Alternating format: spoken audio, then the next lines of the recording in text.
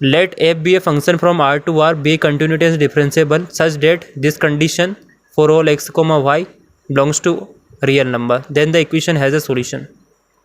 तो देखो सोचना है क्या आपको कि देखो यहाँ पर फंक्शन आपको कंटिन्यूस एंड डिफरेंशिएबल दे रखा है। मेन चीज़ आपके पास कि यहाँ पर कंटिन्यूस एंड डिफरेंशिएबल दे रखा है। इट मीन्स कहीं ना कहीं अपने पास इसका फॉर्मूला लगने वाला है, इसकी कहीं ना कहीं ज़रूरत पड़ेगी आपके पास, ठीक है।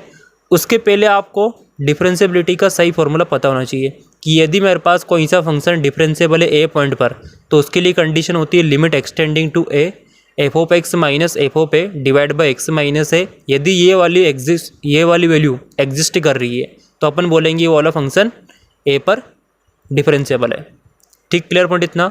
तो आप मेन चीज़ हाईलाइट करते जाना, वो सारी चीज़ मैं बताऊंगा आज आपको। तो देखो आपके पास कंडीशन क्या गिवन है, ये वाली कंडीशन मुझे गिवन है। अब यदि ये वाली क्वांटिटी को मैं इसका डिनोमिनेटर में ले जाऊंगा तो कहीं ना कहीं ये चीज़ इससे कंपेयर बन के मतलब बिल्कुल सेम टू सेम ऐसी बन जाएगी। तो आपको सोचना है क्या है, यदि आपको ये वाला फॉर्मूला याद है तो आप इस चीज़ को सोच पाओगे, ठीक है। तो देखो ये सारे पॉइंट आपको हाईलाइट करना। देखो मैं बहुत सारी, ये आप सोच रहे हो कि बहुत सारी छोटी सी चीज़ है। मैंने आपको बताया कि आप मतलब स्टूडेंट लाइफ में हो तो आप क्या चीज़ गलत करते हो, आप चीज़ें गलत करते हो, इग्नोर करना, चीज़ों को आप इग्नोर करते हो कि छोटी सी चीज़ है, इसको लिखने से कोई मतलब नहीं है। बट मैं आपको बता देता हूँ कि ये छोटी सी चीज़ बहुत बड़ी काम की है, ठीक है। जब आप इसको लिखोगे, देखो पहली बात तो ये कि एक बार में कोई सा भी फंडा आपको याद होने वाला नहीं है, ठीक है। जब आप उसको बार बार देखोगे ना तब जाके आपको याद होएगा, ठीक है। तो देखो इसको मैं नीचे ले गया। अब इसको आप नीचे क्यों ले गए, इनइक्वालिटी में जानते हो कि अपन जनरली चीज़ों को अपन ऐसे इंटरचेंज नहीं कर सकते, बट यहाँ पर ये पॉजिटिव क्वांटिटी है इसलिए मैं इसको डिनोमिनेटर में ले गया। बट यहाँ पर यदि x माइनस वाई होता तो फिर नहीं ले जा पाता मैं, और यहाँ पर मोड है तो इसको मैं ले जा पा रहा हूँ। नेक्स्ट, अब मैं दोनों साइड लिमिट लगाता हूँ। अब लिमिट मैंने यहाँ पर x टेंडिंग टू y लगानी है या फिर y टेंडिंग टू x लगानी है। उसके लिए आप देखो फंक्शन से कंपेयर करो, यहाँ पर एफ ऑफ एक्स तो यहाँ पर एफ ऑफ एक्स, फिर आपका एफ ऑफ ए तो यहाँ पर f of y. It means मेरे पास ए की वैल्यू कितनी है, वाई है। तो इस फॉर्मूले के अकॉर्डिंग एक्सटेंडिंग टू कितना ए होगा, मतलब एक्सटेंडिंग टू कितना होगा, वाई होगा। तो मैंने यहाँ पर लगाई लिमिट एक्सटेंडिंग टू वाई और इधर भी अपने लिमिट लगा दी एक्सटेंडिंग टू वाई। अब बहुत बार यहाँ पर कन्फ्यूज़न होता है, एक्चुअली मुझे तो देखो कन्फ्यूज़न होता है तो मैं वो सारी चीज़ें अपनी लैंग्वेज में लिख लेता हूँ। यदि आपको कोई लग रहा है कि डर है कि यार ऐसी चीज़ लगाने से मेरी इमेज घटेगी, मतलब आपकी इमेज यदि कोई कॉपी देखेगा तो आपकी वो गलतफहमी है। देखो आप प्रिपरेशन आप कर रहे हो, ठीक है, तो आपको अपने बारे में सोचना है, दूसरे के बारे में नहीं सोचना है कि वो मेरे बारे में क्या सोच रहा है, ठीक है।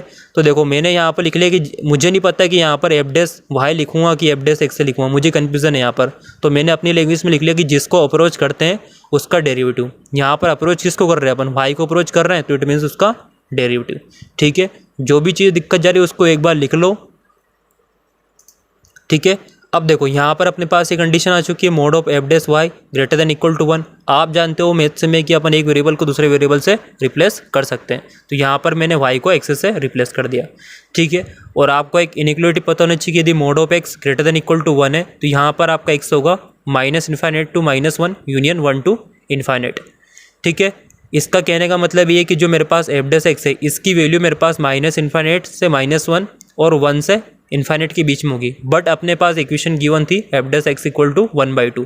तो देखो एफ डैश एक्स से तो मेरे पास इस वाले इंटरवल के बीच में आएगा, मतलब 1/2 कहीं पर देगा ही नहीं, तो इट मीन्स नो सॉल्यूशन, ठीक है। तो आपको इस टाइप से सोचना है, किस टाइप से नोट्स वगैरह बनाना है, ठीक है। नेक्स्ट आपके पास आता है क्वेश्चन नंबर 7। थोड़ा सा अच्छा वाला क्वेश्चन है, लेवल का क्वेश्चन है, तो इसको मैं थोड़ा आराम से आपको बताऊँगा। इसमें एक लॉजिकल चीज़, एक बहुत अच्छा रिजल्ट जो कि बहुत जगह पर काम आता है। तो आपको चेक करना है कि which of the following is are the differentiable everywhere on the R. F of x is equal to mod of x का क्यूब इनटू एक्स। पहला अपने पास ये, तो सबसे पहले अपन पहले ऑप्शन पे चलते हैं, ठीक है। तो देखो यहाँ पर आपको फंक्शन देखने के बाद आपको सबसे पहले तो ये फील आनी चाहिए कि यार ये कहाँ पर डिफरेंशिएबल नहीं हो सकता है। आपको पता है कि जनरली मोड फंक्शन कहाँ पर डिफरेंशिएबल नहीं होते, 0 पर, मतलब 0 पर ही लफड़ा है, बाकी तो नॉर्मली वो डिफरेंशिएबल हो गए। तो अपने को 0 पर ही देखना है। तो आपको एक थ्योरम याद रखनी है कि यदि दो फंक्शन का प्रोडक्ट ऐसे दे रखा है कि मेरे पास एक फंक्शन ऐसा, दूसरा फंक्शन अपने को जी ऑफ एक्स है, ठीक है, पहला एफ ऑफ एक्स है, दूसरा कितना जी ऑफ एक्स है। यदि ये वाला फंक्शन अपने को लग रहा है कि डिफरेंशिएबल 0 पर नहीं है ना, या फिर है ही नहीं हो, ऐसा मान के चलो, ठीक है। लेट सपोज मैं यहाँ पर ओनली मोड एक्स ले रहा, क्यूब को 1 मिनट के लिए मैं हटा रहा हूँ। तो आपका कितना बचेगा मेरे पास mod x इंटू एक्स। अपन जानते हैं mod x फंक्शन 0 पर डिफरेंशिएबल नहीं होता है, बट उसके साथ वाला यदि उस वाले पॉइंट पर, मतलब यहाँ पर क्या अपने पास 0 है, तो उस वाले पॉइंट पर ये वाला 0 दे देगा। ठीक है, किस वाले पॉइंट पर? 0। यहाँ पर अपने पास कितना 0 था, तो यदि उस पर अपने को 0 वैल्यू दे रहा है तो पूरा फंक्शन कैसा होगा? डिफरेंशिएबल होगा। ठीक है, एक और एग्जांपल मतलब अपने कह सकते हैं कि मान लीजिए पहला वाला फंक्शन अपना 2 पर डिफरेंशिएबल नहीं है, but g of x at 2 पर यदि मैं उसमें 2 पुट करता हूँ तो अपने को वैल्यू कितनी दे रहा है? 0 दे रहा है। तो कहने का मतलब कि पूरा फंक्शन डिफरेंशिएबल होगा।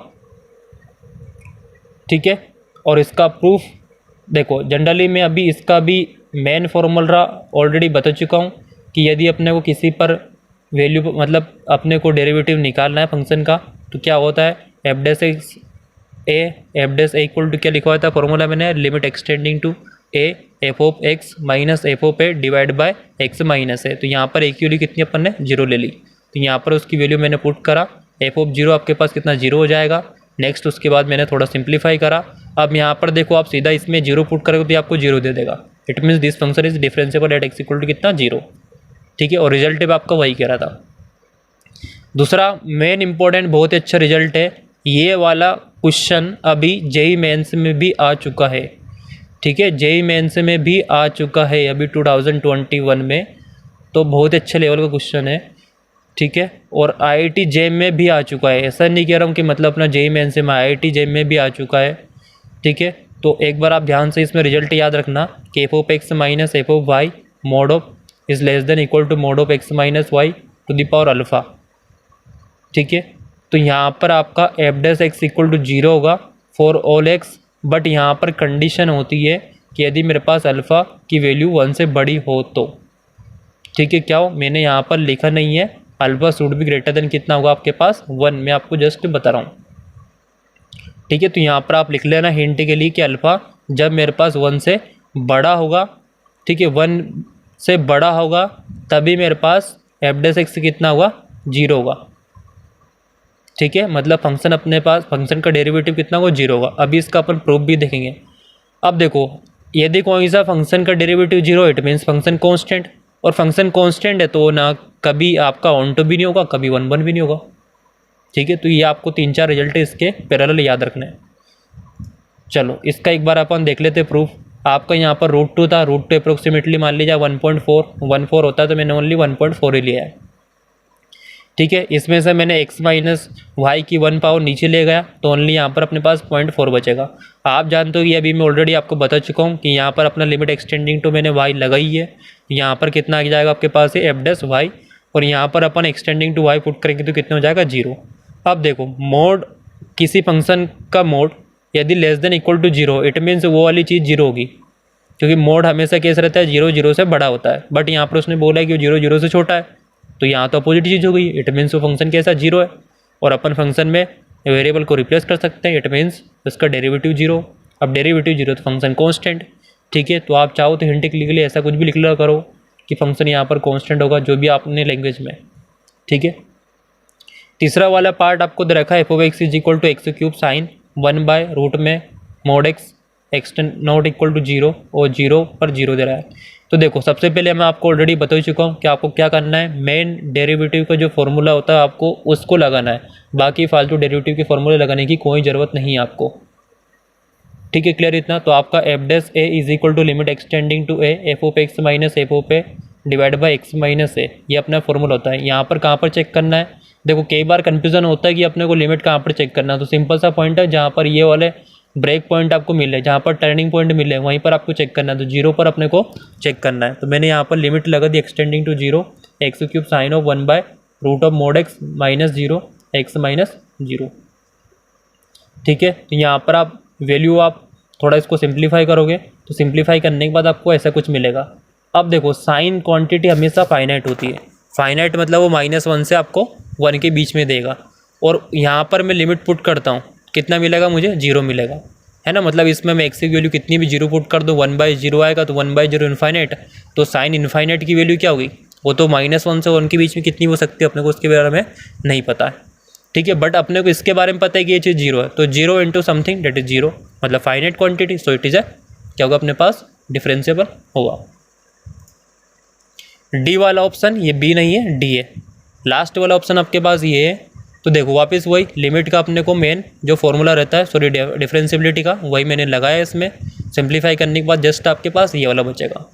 अब इसकी लिमिट एग्जिस्ट नहीं करती, इसको अपन बोलते हैं ऑसिलेटिंग फंक्शन। क्या बोलते हैं इसको, ऑसिलेटिंग फंक्शन। नाम से ही क्लियर है, ऑसिलेटिंग मतलब कुछ ऑसिलेट कर रहा होगा। अब इसके बारे में थोड़ा बहुत आप देख लो। जैसे कि मैंने मान लीजिए कि साइन 1/x था, यदि मैं यहाँ पर x की वैल्यू 0.1 पुट करता हूँ, कितना पुट करा मैंने, x की वैल्यू 0.1। मान लीजिए कि मेरे पास ये अपना एक्स एक्सिस है। अब मैंने थोड़ा सा पॉइंट ज़्यादा दूर ले लिया आपको समझने के लिए कि लेट सपोज यहाँ पर कितना 0.1 है और यहाँ पर -0.1 है। अब देखो यदि आप इसमें 0.1 पुट करोगे तो आपको कितना देगा, साइन 10। साइन 10 का मीनिंग होता है अप्रोक्सीमेटली कहीं ना कहीं मेरे पास साइन 3π के बराबर आएगा। अब 3π तक आप ग्राफ बनाते हो तो कैसा बनता है साइन का, एक बार ऊपर जाएगा फिर नीचे जाएगा फिर आपको ऊपर जाएगा, मतलब अपने कितनी बार ऊपर, एक बार ऊपर गया फिर नीचे गया ऊपर गया, इस टाइप से बन रहा है। ठीक है, अब मैं थोड़ा सा इसमें एक और वैल्यू मैंने घटाई, 0.01 लिया। मान लीजिए कि मेरे पास 0.01 यहाँ पर था और माइनस का यहाँ पर है। अब यदि मैं 0.01 इसमें मैं पुट करता हूँ तो कितना आएगा मेरे पास, साइन 100। Sine 100 approximately sine 32π। आप जानते हो कि साइन फंक्शन का जो पीरियड होता है 2π होता है। कहने का मतलब ये है कि यदि मैं ग्राफ 0 से 0.01 के बीच में बनाऊंगा तो साइन 32 टाइम्स ऑसिलेट होगा, सॉरी कितने, 16 टाइम ऑसिलेट होगा, क्योंकि इसका अपने पास पीरियड क्या है, 2π है। तो देखो 16 बार ऊपर नीचे जाएगा। ठीक है, कितनी बार पुट करने, जब अपन एक्स की वैल्यू 0.01 पुट करी। अब यदि मैंने एक्स की वैल्यू और घटाता हूँ 0.001 ले लिया तो देखो बहुत बार अपने पास कितना है, यहाँ पर साइन 1000 आएगा। इट मीन्स अपने पास अप्रोक्सीमेटली 300 जो भी अपने पास आए उसके अप्रोक्सीमेटली वो ऑसिलेट होने वाला है। ठीक है, क्लियर पॉइंट इतना। तो मतलब अपने पास ऑसिलेशन बढ़ता जाएगा, जैसे जैसे मैं इसको पास में लाता जाऊँगा उतनी बार अपने पास ऑसिलेशन बढ़ रहा है। जब मेरे पास 0.1 पे था तो कितनी बार ऊपर हो रहा है, 1.5 टाइम्स ऑसिलेट हुआ। जब अपन 0.01 पे आया तो 16 टाइम्स ऑसिलेट हुआ, और पास में हो तो और ज़्यादा ऑसिलेट होएगा। तो उसका ग्राफ कुछ इस टाइप से बनता है। तो जैसे जैसे फंक्शन 0 की तरफ टेंड करेगा ना, तो आप इसकी वैल्यू नहीं बता पाओगे कि मेरे पास ये 0+ और 0- पर अपने को क्या वैल्यू देने वाला है। अपन फंक्शन के बारे में डिफाइन नहीं कर सकते हैं। यहाँ पर लिमिट के बारे में मैंने आपको बताया, limit give the approximate value of that point, not the exact value. तो 0 के लेफ्ट हैंड साइड और राइट हैंड साइड में आप ग्राफ देखकर बता सकते हो क्या वैल्यू देगा, नहीं दे पाएगा ना, आपने कोई बता नहीं सकते क्या वैल्यू देने वाला है। So the limit of the function does not exist. तो आपको याद रखना है कि this is a oscillating function. कैसे होते हैं ऑसिलेटिंग फंक्शन, मतलब बार बार ऑसिलेट करते हैं।